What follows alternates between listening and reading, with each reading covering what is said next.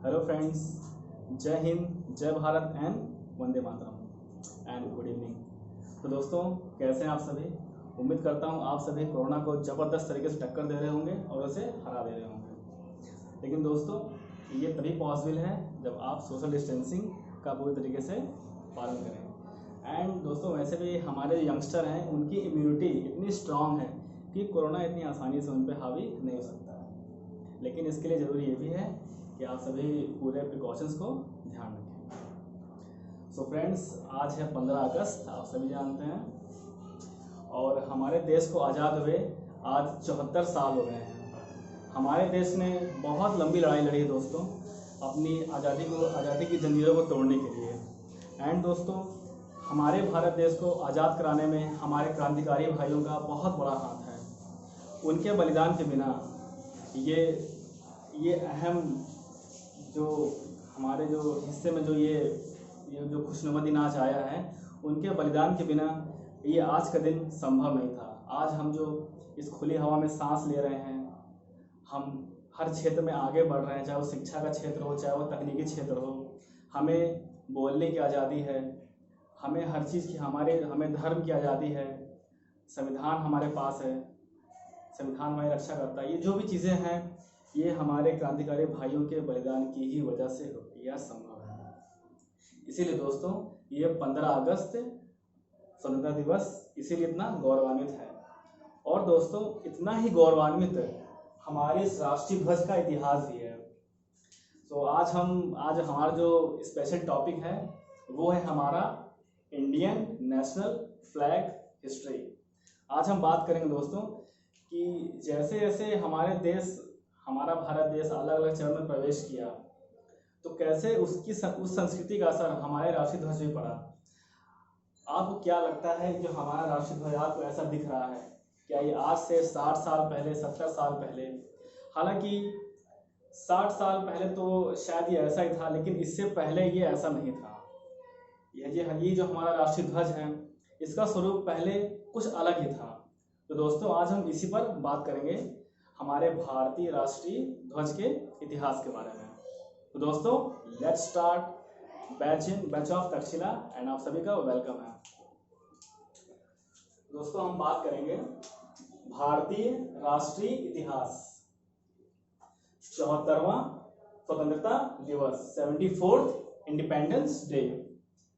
तो दोस्तों, भारत का पहला राष्ट्रीय ध्वज, पहला पॉइंट ये कहता है दोस्तों कि कोलकाता के पारसी बागान स्क्वायर ग्रीन पार्क में 7 अगस्त 1906 के दिन पहला राष्ट्रीय ध्वज फहराया गया था।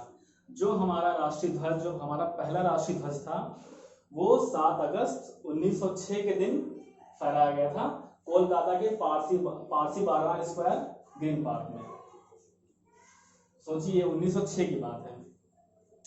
उसके बाद जो सेकंड पॉइंट हमारा कहता है, इसमें 3 रंग की क्षैतिज पट्टियां थी, पहली ग्रीन, दूसरी येलो एंड तीसरी लाल। हरी, पीली एंड लाल।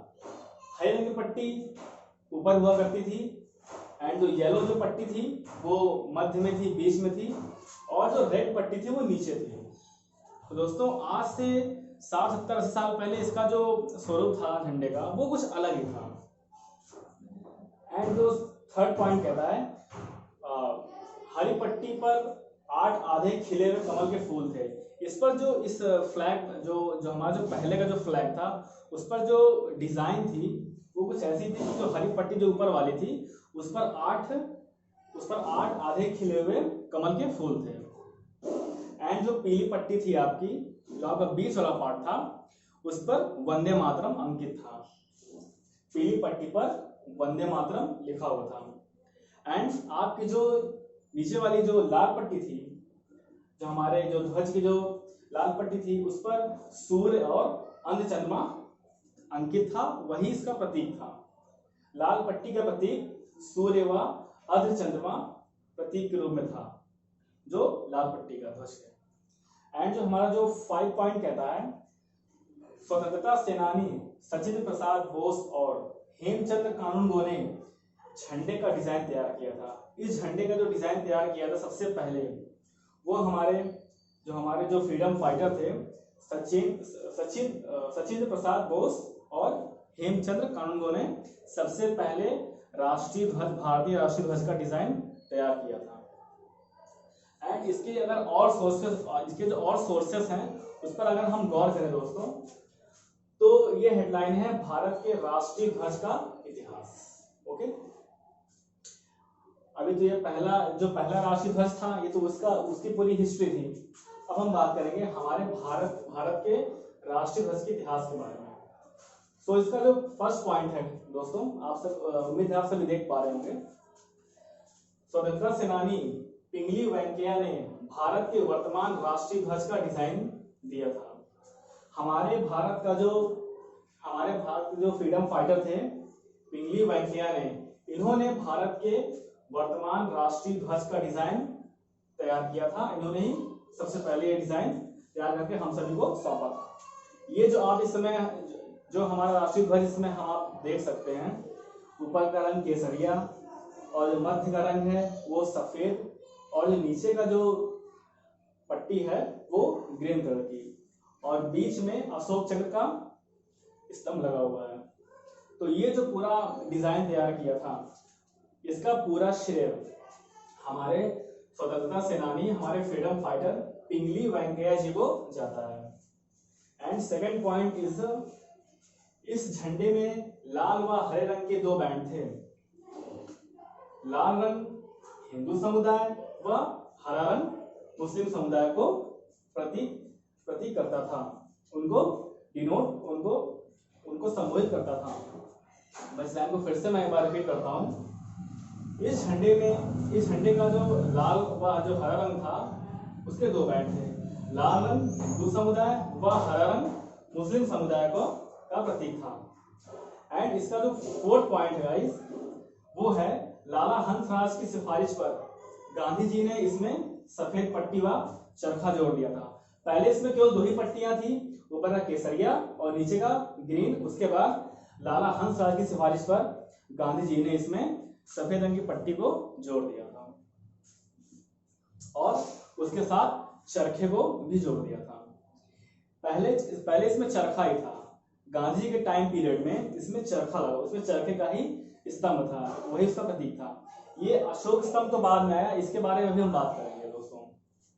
तो हमारा जो फोर्थ पॉइंट है उसमें कहा गया है लाला हंसराज की सिफारिश पर गांधी जी ने इसमें सफेद पट्टी व चरखा जोड़ दिया था। एंड इसका जो फिफ्थ पॉइंट है, सफेद पट्टी शांति व चरखा आत्मनिर्भरता का प्रतीक है। जो सफेद पट्टी है वो शांति और जो चरखा है वो आत्मनिर्भरता यानी कि इंडिपेंडेंसी, सेल्फ इंडिपेंडेंसी, आत्मनिर्भरता का प्रतीक है। एंड थोड़ा सा मोस्ट इंपॉर्टेंट पॉइंट है, आई होप आप सभी इसे देख पाएंगे। पॉइंट इज 1931 में 1931 में कराची में कांग्रेस समिति ने लाल रंग को बदलकर केसरिया रंग कर दिया था। पहले ये दोस्तों लाल रंग था, पहले ये लाल रंग का था, लेकिन उसके बाद दोस्तों हमारे 70-80 साल में जो जितने भी टाइम पीरियड रहे हैं, इसमें समय समय पर हमारे जो भी हमारे स्वतंत्रता सेनानी थे, जिन्होंने इसमें जो भी सीनियर लेवल के थे, गांधी जी थे, उनके सहयोगी थे, सभी ने अपना अपना इसमें सहयोग प्रदान किया था। तो 1931 में कराची में कांग्रेस समिति ने लाल रंग को बदलकर केसरिया रंग कर दिया था। तो जो केसरिया रंग आज हम देखते हैं झंडे में सबसे ऊपर कलर है, आप देख सकते हैं। मैंने एक छोटा सा प्यारा सा फ्लैग बनाया हुआ है क्योंकि आज 15 अगस्त है। तो दोस्तों जो केसरिया रंग पहले लाल रंग का था और इस समय केसरिया रंग का है। तो इसका श्रेय कांग्रेस समिति को जाता है 1931 में, जिन्होंने इसको बदलकर कर दिया था। वह रंगों के क्रम में भी बदलाव किया गया था। पहले रंगों के क्रम में दोस्तों पहले इनका जो रंगों का जो क्रम था वो ऐसा नहीं था। पहले लाल था, फिर ग्रीन था, फिर सफेद था, ऐसा कुछ था। लेकिन अब जो हम सिस्टमैटिक देख पा रहे हैं, इनमें भी फाइनली बदलाव हुआ था। 1931 में कराची में कांग्रेस समिति ने लाल रंग को बदलकर केसरिया रंग कर दिया था, वह रंगों के क्रम में भी बदलाव किया था, जैसा कि हम वर्तमान ध्वज में देख पा रहे हैं। दोस्तों, जैसे जैसे हमारे आज़ादी में सम विषम परिस्थितियां आ रही थी, जैसे जैसे समय बदल रहा था, तो उस समय की अनुकूलता, उस समय की परिस्थितियां, हर चीज उस समय के लोगों का जो वैचारिक परिदृश्य था, उस सभी का असर हमारे राष्ट्रीय ध्वज पर भी पड़ता चला गया। सभी के सलाह के अनुसार धीरे धीरे ध्वज में परिवर्तन हुआ। तो जैसा कि अभी हम देख पा रहे हैं, ये हमारा आपका राष्ट्रीय ध्वज है। इसके बारे में अभी कुछ और ही बातें हैं, कुछ और ही पॉइंट्स हैं, अभी वो भी हम डिस्कस करेंगे। मैं कोशिश करूंगा कि हमारा जो इंडियन नेशनल फ्लैग का ये जो टॉपिक है, इसे मैं कोशिश करूंगा मैं 1 या 2 टॉपिक में इसे मैं कंप्लीट कर दूं दोस्तों। एंड दोस्तों, सबसे अच्छी बात कि हमारा जो ये नेशनल फ्लैग है, जो हम ध्वजारोहण करते हैं लाल किले पर, जो हमारे प्रधानमंत्री मोदी जी ने आज 7:30 बजे किया था, तो इसका रंग है, अगर हम इन सभी बातों से अगर दरकिनार अगर सोचें, तो हमारा जो राष्ट्रीय ध्वज है, आप खुद सोचिए, अगर एक बच्चे से पूछिए तो शायद वो भी ऐसा सोचे, या हम सभी सोच सकते हैं कि जो लाल रंग है, ऐसा लगता है जैसे ये प्रकृति को भी प्रदर्शित कर रहा है। हमारे प्रकृति के जो रंग हैं, जो हमारे प्रकृति का सौंदर्य है, उसे भी ये हमारा राष्ट्रीय ध्वज प्रदर्शित करता है। लाल रंग ये सूर्य का प्रतीक, ऐसा लगता है कि सूर्य की रोशनी, सूर्य का प्रकाश का प्रतीक है। सफेद रंग हमारी आसमान अंबर की छटा को प्रदर्शित करता है, और हमारा जो हरा रंग है, ये हमारे कृषि खेतों की हरियाली को, हमारी धरती, हमारी धरा को प्रदर्शित करता है दोस्तों। और हमारा अशोक चक्र, ये तो एक सिंबल है, ये तो स्तंभ है, ये हमारे राष्ट्र की गरिमा का। तो दोस्तों, बहुत विचार, इनमें भी बहुत मानसिक बौद्धिक लड़ाइयाँ लड़ी गई कि ऐसा जो हम आप आज राष्ट्रीय ध्वज को देख पा रहे हैं, तो ये सभी के योगदान का ही फल है। ओके दोस्तों, लेते हैं छोटा सा ब्रेक, और हम बात करेंगे हमारे इंडियन नेशनल फ्लैग के कुछ और पॉइंट्स पे। Okay friends.